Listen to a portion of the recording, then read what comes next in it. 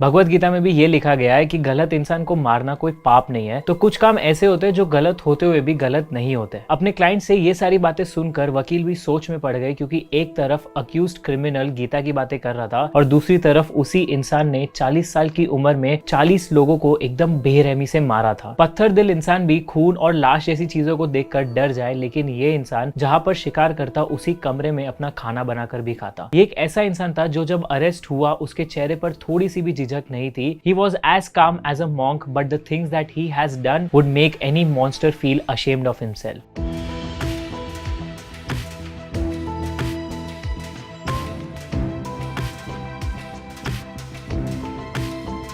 इस कहानी की शुरुआत हुई अक्टूबर 20, 2006 को, जब तिहाड़ जेल में एक अजनबी का कॉल आया और कॉल के दूसरी तरफ के इंसान ने ये कहा कि तिहाड़ जेल के गेट नंबर 3 पर एक टोकरी में एक लाश को रखा गया है। ये सुनकर सबके पैरों से जमीन खिसक गई, क्योंकि तिहाड़ जेल जो दिल्ली का जाना माना जेल है, उसके बाहर एक लाश को रखना, ऐसा काम वही इंसान कर सकता है जिसको किसी भी चीज का डर ना हो। जब बाहर जाकर देखा गया तो उसी फुटपाथ पर एक टोकरी रखी गई थी जिसमें एक लाश के टॉर्सो को बांध कर रखा गया था और उसके नीचे एक लेटर था, जिस लेटर में पूरे जुडिशियल सिस्टम को बहुत सारी गालियां दी गई थी। If we were to write a synopsis of this letter in one line, it said catch me if you can. जिसने भी वो लाश वहां रखी थी और ये लेटर लिखा था, इट वॉज प्रीटी ऑब्वियस कि उसको बहुत ज्यादा ग्रज था with the judicial system of the country. वो अपने लेटर से ये बताना चाह रहा था कि वो इस काम में कितना ज्यादा माहिर है और पुलिस कैसे अपना काम सही से नहीं कर पा रही। इन्वेस्टिगेशन में सबसे पहले उस कॉल को ट्रेस किया गया जो पुलिस को 20 अक्टूबर को आया और उसने पुलिस के होश उड़ा दिए, और ये पता चला कि वो कॉल एक एसटीडी बूथ से आया था। बूथ के बाहर उसकी तरकदारी करने वाले से जब पूछा गया तो उसने कहा कि वहां पर सिर्फ एक ही इंसान आया था। Now the sketch was ready और लेटर में लिखे गए कंटेंट से उस कॉलर के एक्सेंट के बारे में भी पता चला, which turned out to be a Bihari accent. Investigation इसी तरह से आगे बढ़ ही रही थी कि 25 अप्रैल 2007 को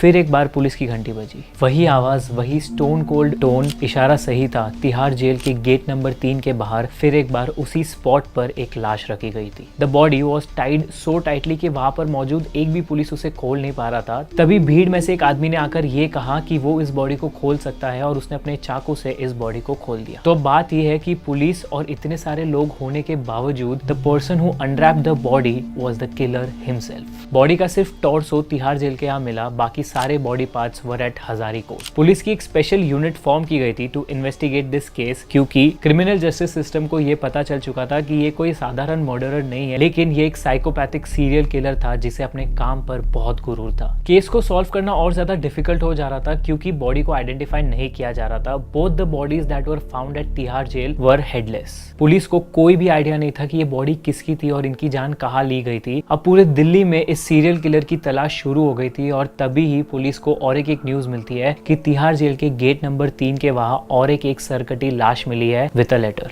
चिट्ठी में उस किलर ने पुलिस के लिए ये लिखा था कि उसे पकड़ने के लिए एक बहुत बड़ा इनाम रखा जाए, because he had pride of what he was doing. उसने ये भी लिखा कि वो 7 से 8 सालों से मर्डर करते आ रहा है and when he does not do a murder उसका दिमाग खराब हो जाता है। किलर की इस बात से ये पता चलता है कि उसके अंदर साइकोपैथिक ट्रेट्स है और डर इस बात का था कि अगर वो साइकोपैथिक है तो वो अपने इसी पैटर्न को फॉलो करते करते और भी ज्यादा क्राइम्स कमिट करेगा। अब बात करते हैं अबाउट द इन्वेस्टिगेशन। पुलिस पर इस केस का तनाव बढ़ते ही जा रहा था कि तभी उन्हें याद आया कि 1998 में एक ऐसा ही सिमिलर केस हुआ था जब तिहाड़ जेल के बाहर एक सरकटी लाश मिली थी और बाकी के बॉडी पार्ट्स सारी जगह फैलाए गए थे। इस केस में एक सस्पेक्ट को अरेस्ट किया गया था, लेकिन ये केस सिर्फ 3 साल तक ही चला क्योंकि पुलिस को कोई भी एविडेंस नहीं मिला था, तो मजबूरन इस केस को बंद करना पड़ा। अब जब इन्वेस्टिगेशन आगे बढ़ रही थी तब पुलिस के जासूस से ये पता चला कि आजाद नगर में उसी हुलिये का एक इंसान एक डॉक्टर के क्लिनिक पर रेगुलरली विजिट किया करता। पुलिस की टीम नरेंद्र पहलवान के लीडरशिप में आगे बढ़ रही थी and the very next day they reached at the doctors clinic और वहां पर इंक्वायरी करने के बीच ही उस सीरियल किलर का कॉल आया था डॉक्टर को to fix an appointment for the very next day. Doctor को पूछने के बाद ये पता चला कि उस इंसान का नाम चंद्रकांत झा था। चंद्रकांत की 5 बेटियां थी जिनकी डिलीवरी उसी हॉस्पिटल में उसी डॉक्टर के हाथों हुई थी। डॉक्टर से ये पता चला कि चंद्रकांत डॉक्टर के ब्रदर इन लॉ को भी मारने की कोशिश कर रहा था।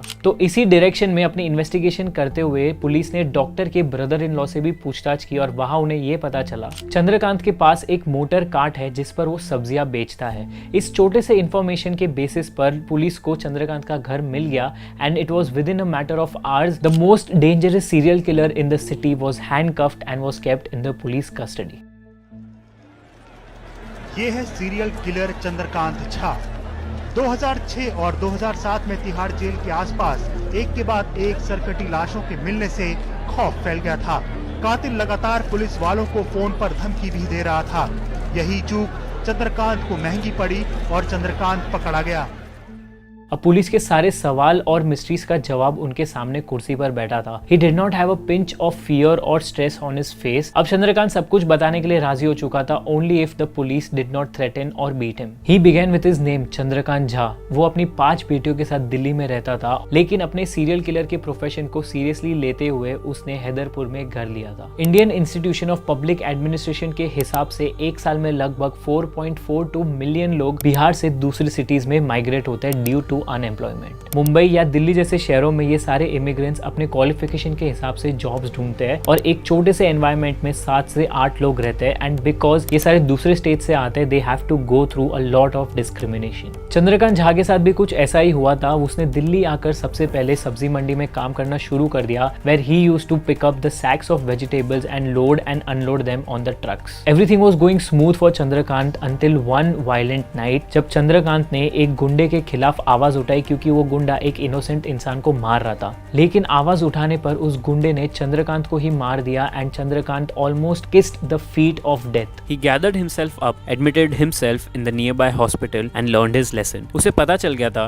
कि being the one with power is the most important thing. उसके सिवा उस जैसे इमिग्रेंट की वैसी ही हालत होनी है जैसे उस रात हुई थी। रिकवर होने के बाद चंद्रकांत ने मार्शल आर्ट्स सीख लिए। जिस रात लोकल गुंडे ने उसकी ये हालत की, उसी रात अपनी अधमरी हालत में उसने तय कर लिया था कि इसके आगे वो किसी और को उस पर हक जमाने नहीं देगा। जहाँ चंद्रकांत काम किया करता वहाँ पर भी उसके यूनियन लीडर के साथ उसकी काफी वायलेंट हिस्ट्री रही। वहाँ के यूनियन लीडर सारे लेबरर्स से एक सर्टेन अमाउंट लिया करते which Chandrakant found waste because it was his hard earned money. एक दिन चंद्रकांत ने उस यूनियन लीडर को पैसे देने से इनकार कर दिया जिसकी वजह से उन दोनों के बीच हाथापाई हो गई, जिसकी वजह से उस यूनियन लीडर के हाथ में एक कट आ गया and Chandrakant was arrested. Chandrakant की बीवी को भी इस मामले में अरेस्ट किया गया था जिसका इससे कुछ लेना देना नहीं था एंड चंद्रकांत के साथ जेल में बहुत बुरा बर्ताव हुआ करता। Sometimes he was stripped naked and sometimes he was given less food. Jail से निकलते ही चंद्रकांत ने सबसे पहले पंडित जो वो यूनियन लीडर था उसको अपना पहला शिकार बनाया और 1998 में जो बॉडी तिहाड़ जेल के बाहर मिली थी वो उसी यूनियन लीडर की थी and that's how the pattern begin. Chandrakant ने 2003 में उमेश और शेखर नाम के 2 लोगों की जान ली और फिर 2006 और 2007 में उसी पैटर्न को कंटिन्यू किया। टिल डेट ये तीनों मर्डर्स का कोई एविडेंस नहीं मिला था पुलिस को रिसेंट मर्डर का एविडेंस तब मिला जब चंद्रकांत ने उनसे कहा कि उसने सर कटी लाश का सर यमुना रिवर में डाला है। अकॉर्डिंग टू हिम वो इन सारे लोगों को पनिश किया करता था बाय किलिंग देम और अपने पापों को धोने के लिए उनके सर को यमुना रिवर में डंप किया करता। चंद्रकांत बिहार के गोसाई गांव में रहता था और वहां के लोग उससे बहुत ज्यादा डरा करते because of his violent nature. Chandrakant छोटी से छोटी बात पर ट्रिगर हो जाता, वन ऑफ देम बीइंग कोई उससे झूठ कहता या फिर कोई उसके घर पे नॉनवेज खाता। चंद्रकांत के मर्डर करने का तरीका बहुत ही ज्यादा अलग था। He used to be friends with the people he killed क्योंकि most of them were either from his village or the neighboring villages। वो उनके मदद के लिए हाथ आगे बढ़ाता और उन्हें अपने घर में रहने देता। वो उन्हें ऐसे छोटे मोटे काम दिया करता और उसने अपनी एक पहचान बना ली थी। But these so-called friends were just one mistake away from being murdered। Chandrakant के गांव के भिडू जाधव भी इसी ट्रैप में फंस गए थे। When भिडू Jadhav was brought to Chandrakant's house to commit the murder ritual, उन्होंने ये देखा कि वहाँ पर 2 और लोग थे जो हेल्पलेसली बंधे हुए थे, लेकिन भिडू जाधव ने होशियारी दिखाकर अपने साथ बाकी के 2 लोगों की भी जान बचाई। उसमें से एक थे अनिल मंडल जिन्होंने चंद्रकांत के कमरे से उसका कैमरा ले लिया था। वो वही कैमरा था जिससे जहां ने उनकी फोटोज ली थी। आयशा सूद नामक डायरेक्टर ने रिसेंटली एक वेब सीरीज रिलीज की है नेटफ्लिक्स पे called as the Indian predator जिसमें वो सारी फोटोज दिखाई गई है and these are not just photos but the reflection of dark psychopathic mind of Chandrakant Jha. अपनी कहानी बताते वक्त चंद्रकांत के चेहरे पर बिल्कुल भी रिग्रेट या डर नहीं था। तो अब सवाल ये आता है कि किसने चंद्रकांत को दिल्ली का सबसे भयानक सीरियल किलर बनाया। Well this goes back in his upbringing at Gosai. Chandrakant का ये कहना है कि उसकी माँ उसके प्रति बहुत ज्यादा इग्नोरेंट थी और हमेशा उसकी आवाज को दबाया जाता। Then after coming to Delhi Chandrakant के साथ कुछ ऐसे इंसिडेंट्स हुए which made a violent person into a butcher. तो जब हम मेंटल हेल्थ की बात करते हैं तो usually celebrities, upper middle class और रिच लोगों की ही बात होती है and we ignore the labour class जिसमें चंद्रकांत जैसे कई सारे लोग आते हैं। Not that someone everyone's mental health needs to be prioritized over someone else's mental health, लेकिन immigrants के mental health के बारे में सोचना बहुत ज़्यादा ज़रूरी है। Due to their rough life, these immigrants go through a lot of mental issues। आज चंद्रकांत अपनी जिंदगी जेल में बिता रहा है, लेकिन आज भी गोसाई गांव के लोग और वो लोग जो चंद्रकांत के जाल से बच चुके थे, वो इसी डर में है कि अगर किसी दिन चंद्रकांत पेरोल पर बाहर निकले और उन सबसे बदला ले तो क्या होगा। So that's it for today's video. आपको क्या लगता है मेंटल हेल्थ इश्यूज कितने ज्यादा इंपॉर्टेंट है for immigrants? Let us know in the comments. और अगर ये वीडियो पसंद आया हो तो do not forget to like and share and subscribe to big brain को फॉर मोर सच वीडियोस।